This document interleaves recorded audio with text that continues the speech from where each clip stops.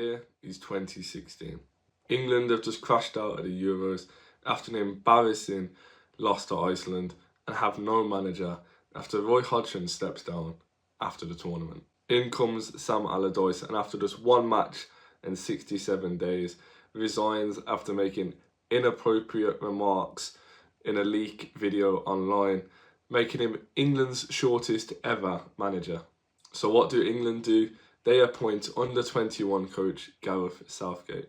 But first, let's take a step back and look at Southgate's career as a player, and he made over 500 appearances for Crystal Palace, Aston Villa and Middlesbrough. He also played 57 times for England, but most England fans remember him for his penalty miss in Euro 1996, a moment that still haunts England fans to this day. But straight after retiring at Middlesbrough, Southgate actually took charge of Middlesbrough and was there for 3 years. He managed Middlesbrough over 150 times, including the famous 8-1 victory over Man City before they become the club they was today. However, following some successes for Middlesbrough, Southgate was actually sacked in October 2009 after getting relegated from the Premier League. But after 4 years without a job, Southgate was back. He was made under-21 England manager in 2013. Now fast forward to 2016 and Southgate was actually made full England manager in November of 2016. Now after making sure England qualify,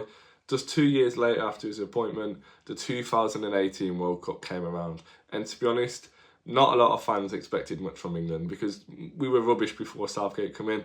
Were things going to change? We don't know. People didn't expect a lot from England in this tournament, but this was just the start of something very, very special to come. Southgate and his famous blue waistcoat guided England all the way to a semi-final, which I don't think anyone could have predicted. And this was actually the first time they got to a semi-finals of a World Cup since 1990. However, it was heartbreak for England as they lost in extra time to Croatia. But this wasn't a bad thing, because even though they lost, England fans really started to believe again. And this was just the start of a journey that was really going to help the fans and the players come together. Next up was Euro 2020 that was hosted in England mostly. And we topped the group and that was great, but we actually defeated Germany for the first time in a tournament since 1966. And I think this is when people started to believe that football might be coming home. And talking about 1966, England beat Ukraine and then Denmark to reach their first final since 1966. Now, I truly don't think anyone in the world will ever forget where they was when Luke Shaw scored that goal in the final after just a couple of minutes. But of course, as we all know, it was penalty heartbreak again, as always for England, as we lost to Italy. Now again, at the 2022 World Cup in Qatar, England topped their group and then beat Senegal 3-0 to set up a quarter-final match against France. However, Kane's 84th minute missed penalty let down the whole country and England were knocked out, and people started to question if Southgate could really handle the big games against the top teams. But after all the doubts and concerns, the FA did come out and said that Southgate would be in charge of Euro 2024. And expectations were very, very high going into this tournament. With the squad that the players had and the previous records at the other tournaments that Southgate managed us, a lot of people were expecting us to win the whole thing. But man, it was one hell of an eventful summer. Our performances were dull and boring, and we relied on moments of magic from Bellingham and Saka to really drag us through the games that we should have been winning comfortably, and somehow we managed to reach another final. Now that was back-to-back European Championship finals, and again, people at the start of the tournament expected us to win the whole thing. So could it really have come home?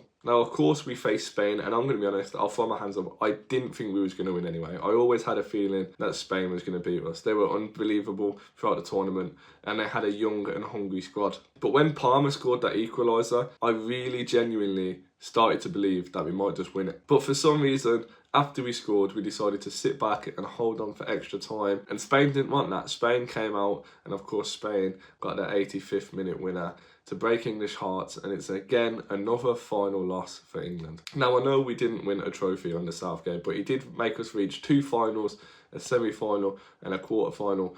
And I'm going to be honest, in my lifetime, I never thought I'd see England do this well. We were so bad before Southgate come in, but he's come in, done a great job, and he's really put us in a great place for whoever decides they want the England job after him. And talking about future managers, we really need to make sure we get this right. The easy option is, of course, under-21 manager Lee Carsley, but He's not the option. We do not want Lee Carsley. I also personally wouldn't go for Graham Potter either. I just don't think he's the right manager for England. Now, in a dream world, we'd love Jurgen Klopp. We'd love Pep Guardiola. I'd probably even take Tuchel or Pochettino.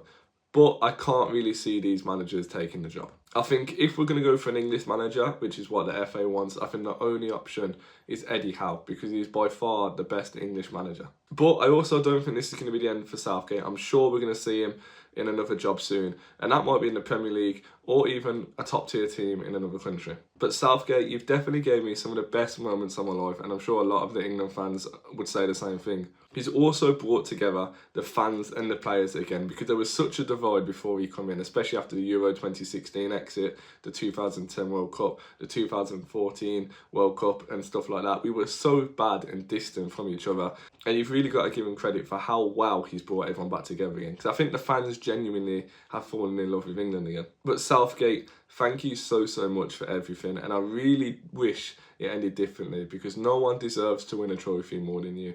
But thank you so much for everything. But guys, let me know in the comments below, who do you think should be England's next manager? Also, if you did enjoy this video, feel free to smash the like button and consider subscribing to the channel. But thank you so much for taking the time out of your day to watch this video. I really do appreciate it. But guys, make sure you stick around to the channel. There's some Premier League videos coming out soon, and I promise you won't regret it.